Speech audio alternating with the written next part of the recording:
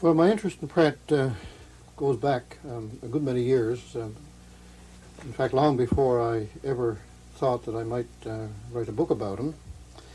When I was a schoolboy, I came across a few poems by E.J. Pratt in one of the school literatures we were using in those days.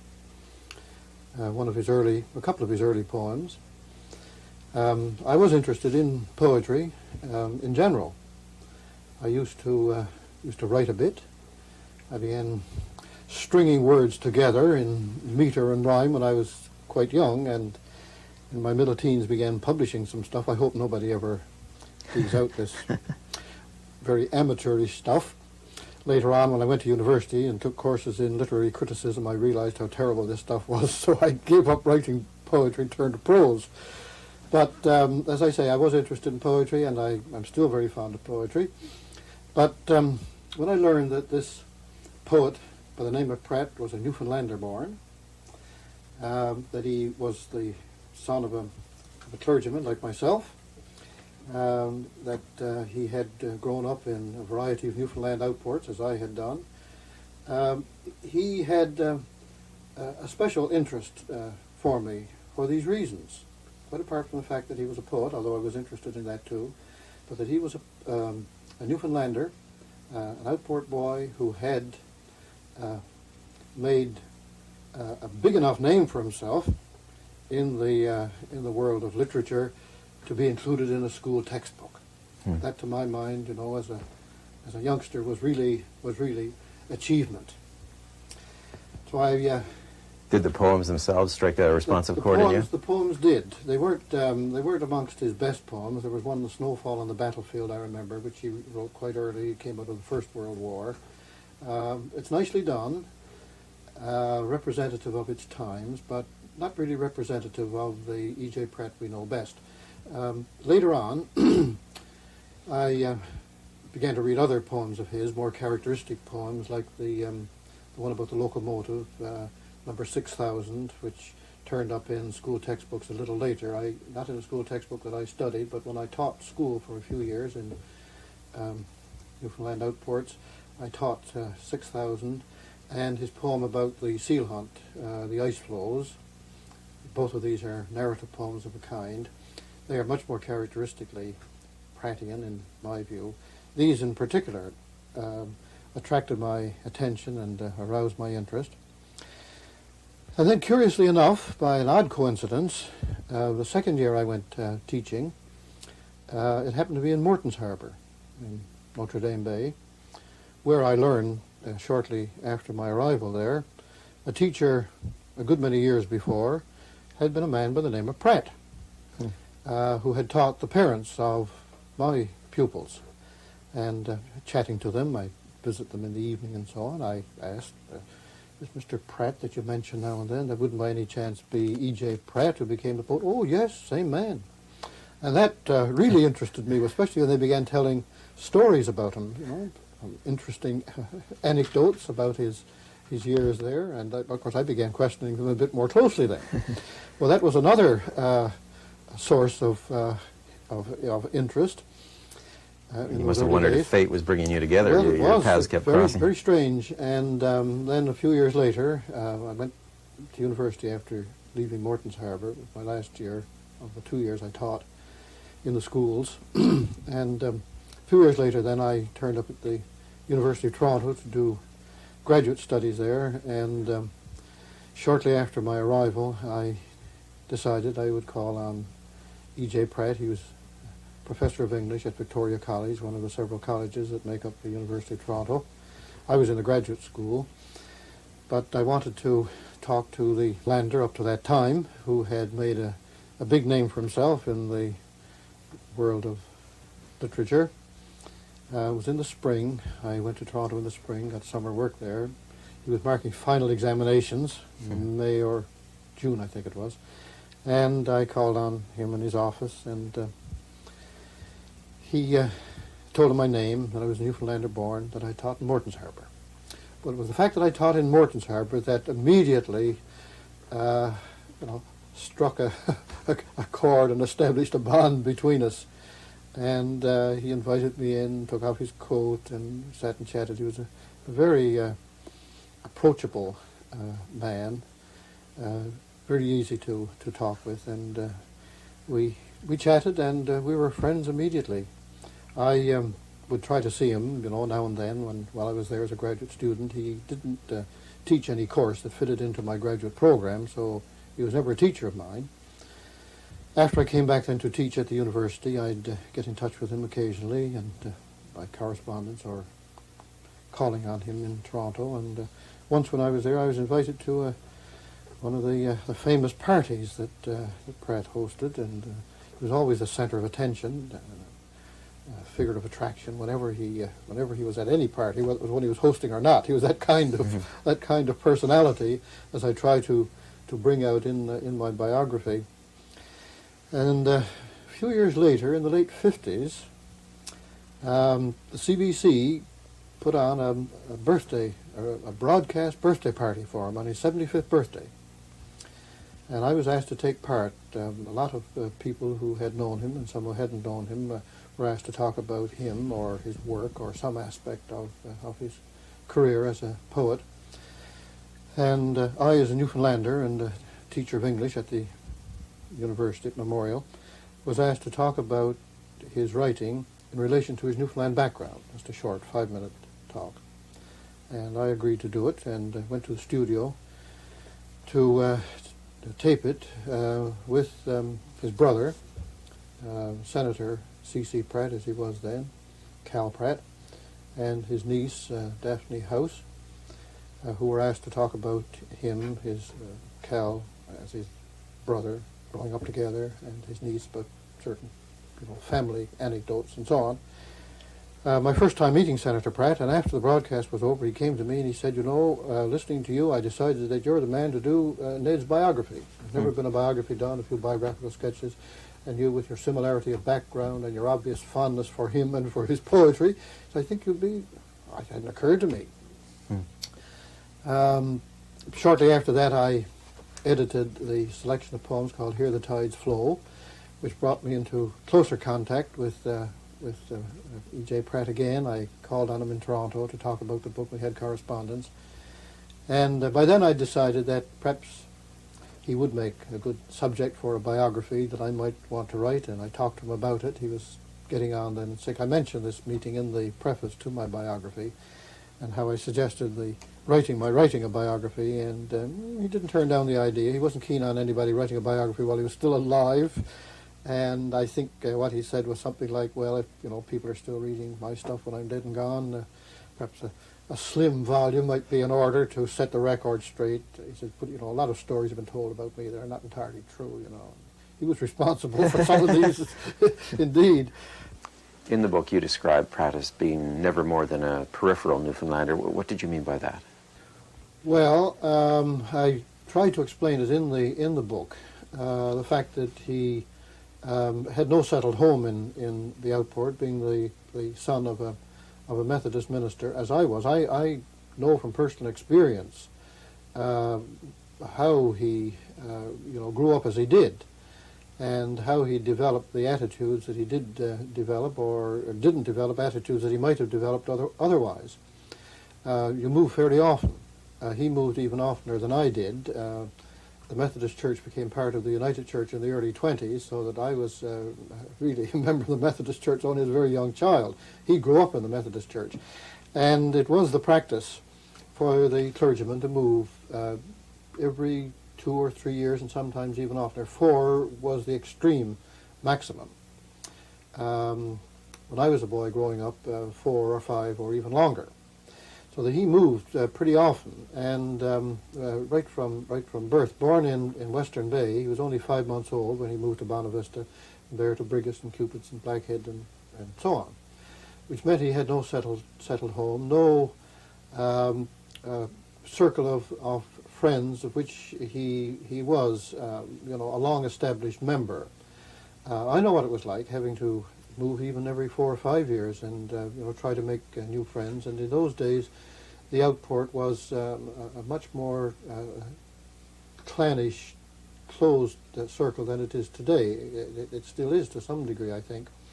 But the isolation in those days was such that somebody with a different name and even speaking a slightly different accent and dressed differently and no relation to the people of the community. Being the clergyman's son, I suppose. Being a clergyman's son, quite apart from being a clergyman's son, set you apart. And especially if you were a son of John Pratt, who just wasn't keen on having his youngsters mix with the the little sinners of the outport, indeed. And actually, it's a wonder that he was able to come in contact with so much of outport life and assimilate it as much as he did. As I suggest in the book, this was probably as a consequence of his teaching for a couple of years in Morton's Harbour and then becoming a student minister for 3 years.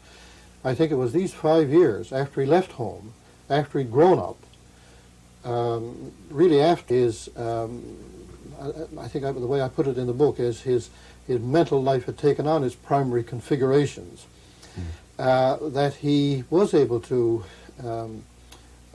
in a way, become part of outport life, at least, to a degree.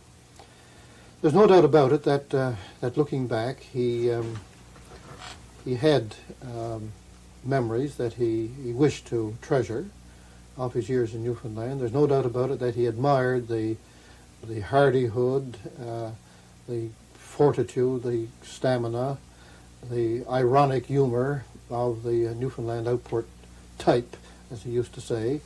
He was to give many talks after he became a poet about Newfoundland. He would read some of his Newfoundland poems, and then he would stop and talk about life in Newfoundland. And he tended to romanticize it a bit, and he tended to exaggerate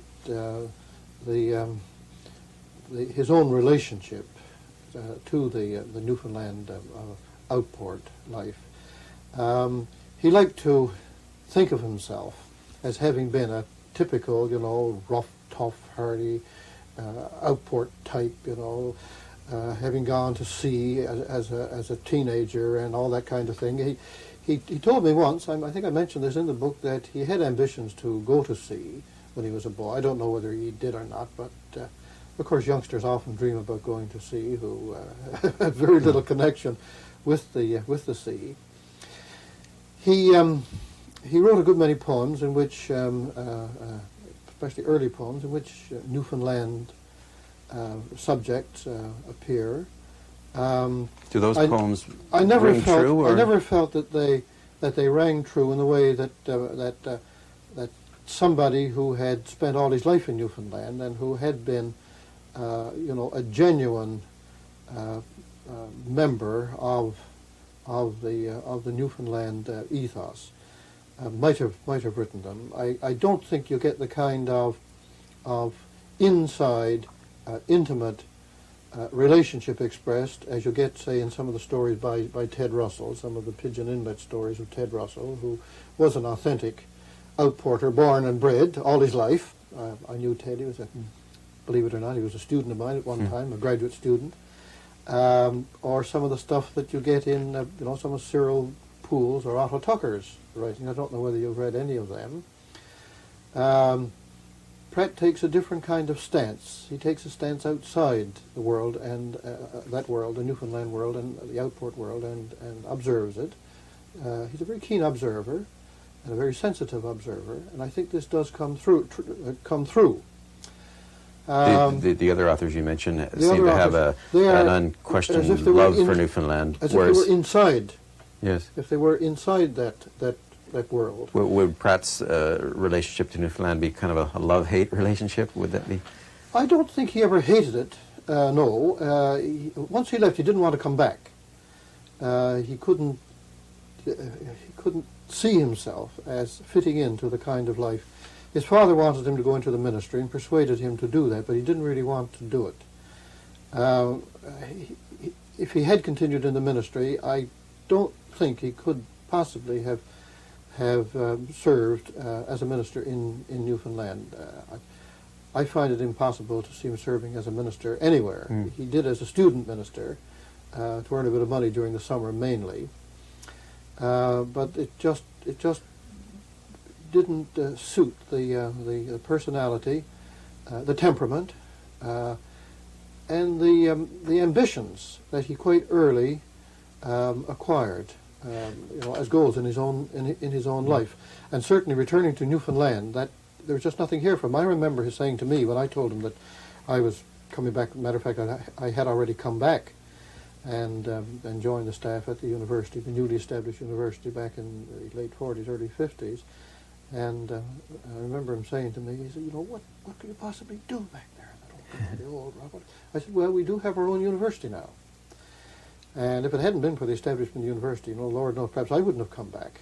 But I was very keen on seeing a university here, and when the first provincial government after Confederation decided to establish it, and I had a chance to come back, I was glad to do so, and pitch in and try to help make it a great university insofar as I could in a limited way. And I said this to him. I said, well, we do have our own university now, and I think it'll turn out to be a good university. I hope, certainly. I'd like to. Well, yes, he said, I can see that. Yes. As much to say, well, perhaps if there had been a university in Newfoundland when he was that age, perhaps he might have. But I just don't see. He loved Toronto from the moment he got there. He liked this, big city. He liked Dr. Samuel Johnson. And he liked the kind of society. He liked the hustle and bustle, although he liked to be very quiet and secluded when he was writing. But that was only for a limited time. He liked people and... You mentioned his experience in the ministry, and one thing that comes across very strongly in the book is the tension that always seemed to exist in his life, in his early life anyway, between his father's concept of Christianity, fundamentalist evangelical Christianity, and his own, and he having to deal with that in the world as he saw it. And it's a tension that seemed to stay with him for a long time. Yes, that is true, and I think perhaps that had something to do with his lack of enthusiasm for the ministry. Quite early in his life, he seems to have developed certain skeptical ideas about certain of the fundamentals of Christianity, Methodist doctrine in particular. He has, by some critics, been called, critics analyzing his work, some of his work, been called an agnostic, occasionally even been called an atheist, very often a skeptic. I don't think any of those terms really accurately apply to him. Students, I remember the experience well myself, often go through, even theological students go through periods of questioning and doubts and skeptical excursions into the roots of their faith. This is not uncommon at all.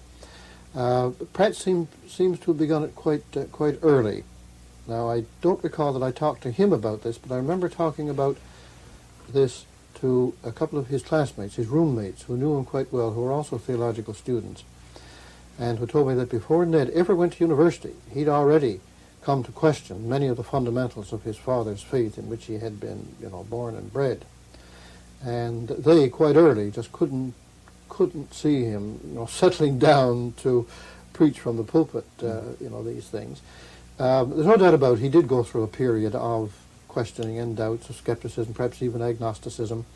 But later in his life, he began to re-examine many of these things, and this will come out a bit more in the second volume. There were certain experiences of his, which I don't want to talk about now, which I will talk about in Volume 2, that helped to reverse some of these earlier tendencies and to bring him back to something fairly close to orthodox Christian belief, certainly in basic fundamentals such as belief in human immortality, which is, of course, basic to Christianity. And the notion, to quote him in one of his letters, here's a case where a letter is revealing that his belief, in spite of all that he'd written and said in the past, belief that Christ's life did not end on the cross, which, of course, is one of the basic fundamentals to Christian faith. Yes. It's interesting that he started to question faith so early that he stayed in the ministry so long. Well, he didn't want to, but he had made a promise to his father bargain, as is put in the book, quoting one of his friends.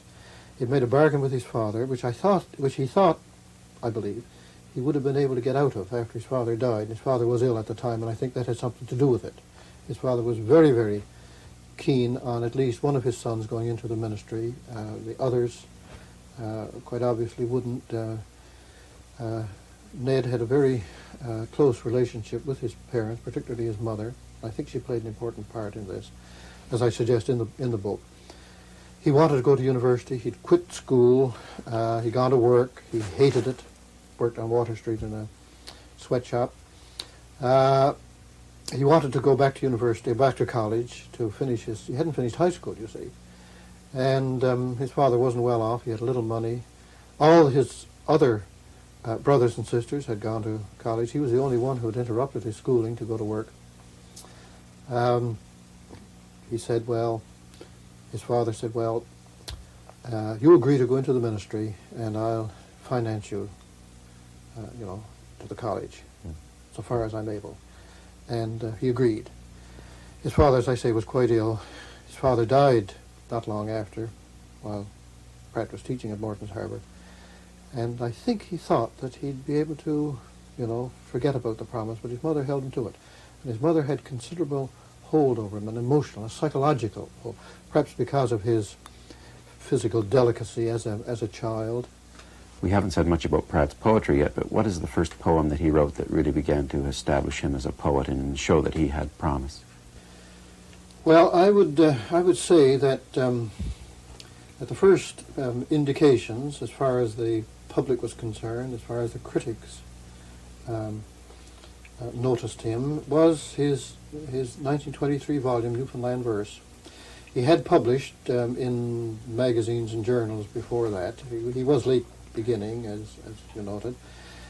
He had published, I should say printed, not formally published, a long narrative poem called Rachel, which he described in a letter to me as his most Newfoundlandish poem.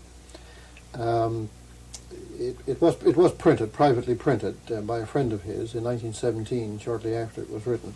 Never formally published until I included it in the little selection of his poems that I talked about earlier, Here the Tides Flow. It was his wish that if it was ever officially published, that it would be included in this book that I was doing mainly for the use of Newfoundland students.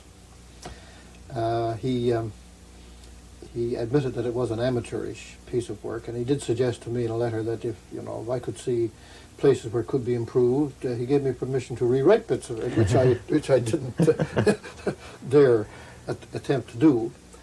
But while this had been circulated amongst friends, and while he had published in various journals, in the Canadian Forum, in the Canadian Magazine, and elsewhere, the collection called Newfoundland Verse, which included a lot of his early work about Newfoundland, but a good deal that isn't specifically about Newfoundland, it immediately the attention of the public, the reading public, and the critics.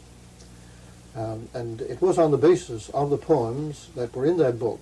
It's true that it occurred before, 3 years before, but it was on the basis of the poems that went into that book that Professor Pelham Edgar appointed him to the Department of English, even though all his advanced training had been in theology, philosophy, and psychology.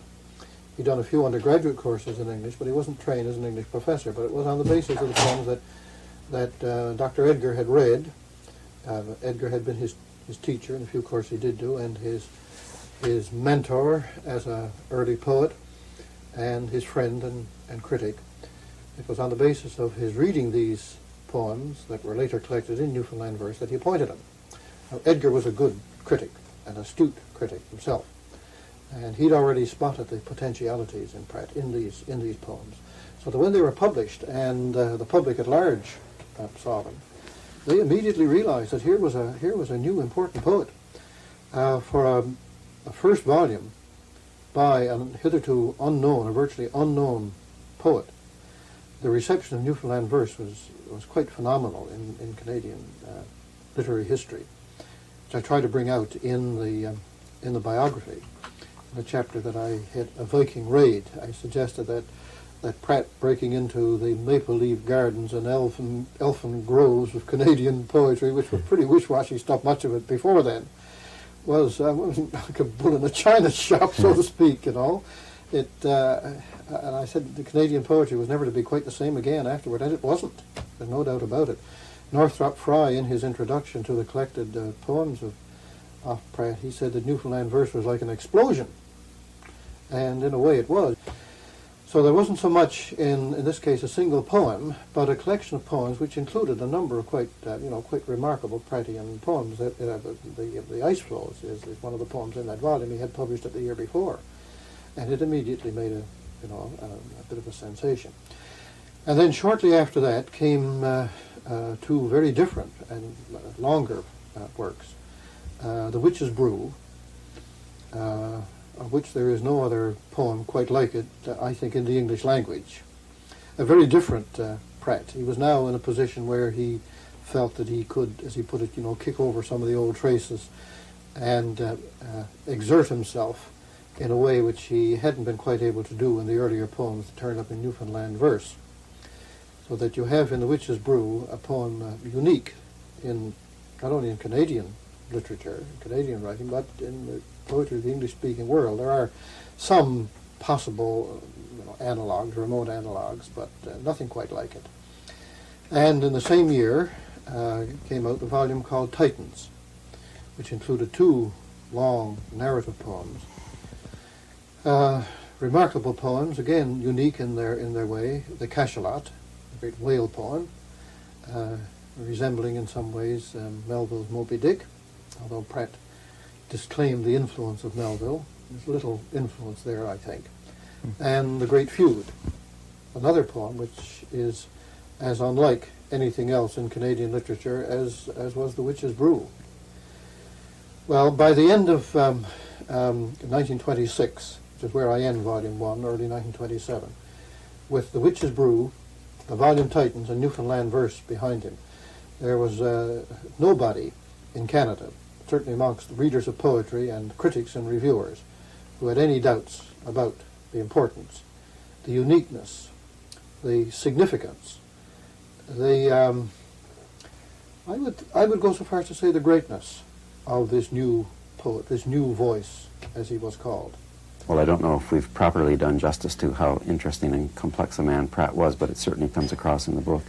To talk about all the various facets of Pratt and his work and his life and personality would require a good many interviews of this kind. Of course, this is why I'm writing two volumes and finding it difficult to keep within the limits of two volumes.